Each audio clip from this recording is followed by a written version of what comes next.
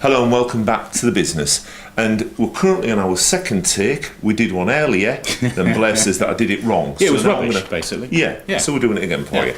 So basically, we're carrying on from a discussion that we've been having over the last 3 days about what questions to ask during interviewing.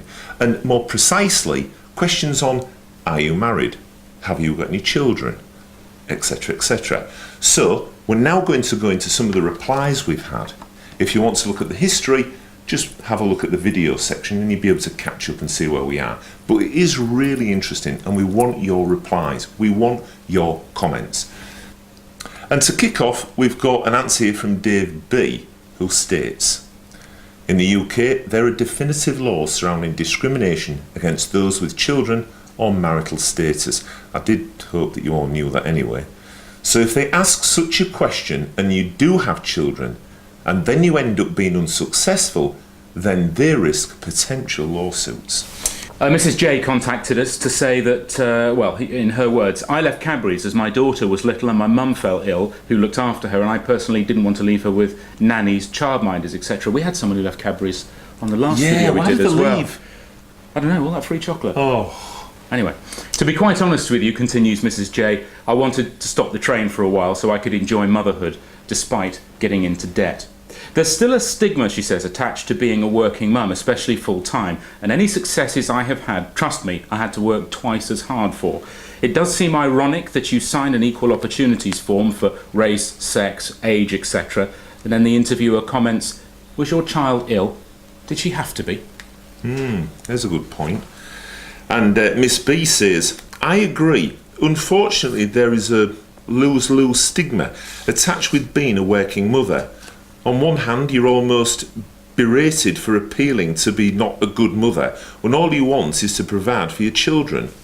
On the other, you're immediately judged as not being dedicated enough to your employer. It's farcical. John Lennon couldn't have sung it better. And he did sing about a few farces.